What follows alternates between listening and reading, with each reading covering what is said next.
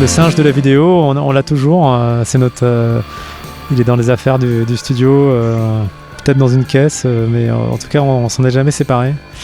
Et j'espère que les nouvelles générations pourront faire le rapprochement avec le clip de Sexy Boy, parce qu'à l'époque c'était vraiment l'emblème de tout le marketing mais c'était complètement je pense que Mike Smith, je sais pas pourquoi il avait eu cette idée là. Je crois qu'il avait vu des singes à vendre sur Times Square et il les avait achetés, et c'était une idée comme ça qui est née un peu de manière impromptue.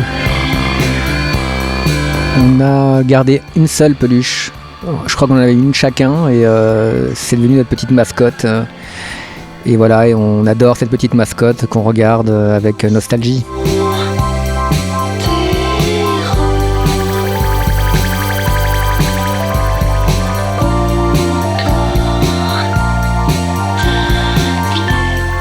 Alors, en fait, c'est vrai que moi je regarde pas du tout les streamings ni les résultats et tout ça, mais je sais que New Star in the Sky, en fait, à l'origine, c'est un morceau, c'est extrêmement planant, et ce morceau parle en fait de la légende qui dit que à chaque fois qu'il y a un être humain qui apparaît sur Terre, il y a une étoile qui s'allume, et aussi rétrospectivement qu'une étoile s'éteint lorsqu'un être disparaît. Donc c'est un titre très poétique, et d'ailleurs le son est aussi poétique, et c'est quelque chose, c'est un peu un morceau qui est important pour Moussafari, parce qu'il y a le mot star dedans, il y a l'espèce de côté galactique, il y a le côté affectif dedans, c'est aussi un manifeste parce que c'est un morceau très lent, et Moussafari était un album très lent, alors que l'univers musical à l'époque était très rapide, puisque c'était un peu la période de la house music et de la musique électronique.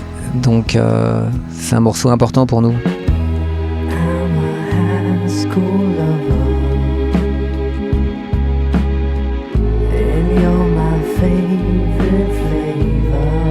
Quand on a commencé notre carrière, les albums étaient considérés comme une entité, une œuvre en tant que telle. Et c'est comme une pièce de théâtre, où c'est des albums qui peuvent être joués dans leur intégralité. Parce qu'on a grandi avec ce genre de disques dans les années 70. Les albums étaient comme ça, de Lou Reed, de David Bowie, même de Prince. Ils avaient chacun leur personnalité.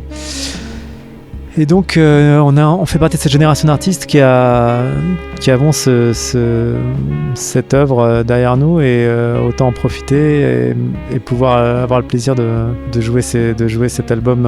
On a Virgin Suicide peut faire ça aussi, Toki Oki, j'imagine 10 000 Hertz aussi, et c'est comme ça qu'on a grandi, et on était des artisans, et c'est de cette manière-là qu'on a appris à faire de la musique.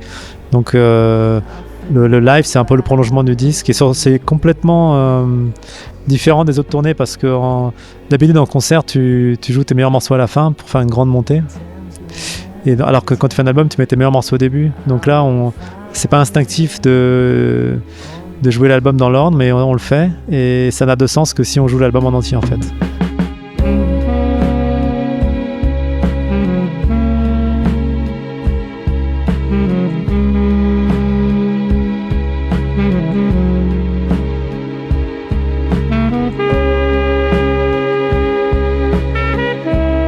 Ça fait partie de la motivation de faire de la musique, c'est quelque part secrètement.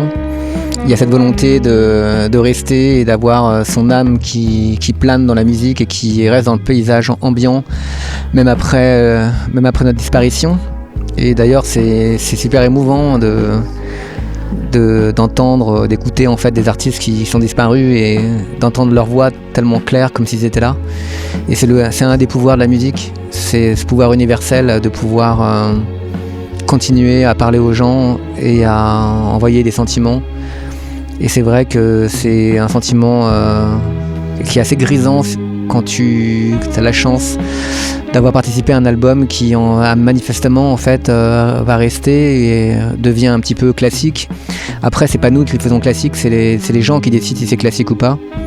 Parce que le classique, c'est un peu quelque chose qui n'arrête jamais de raconter ce qu'il a à dire, et donc c'est le public en fait qui décide, c'est pas l'artiste, parce que c'est un pouvoir qui nous dépasse.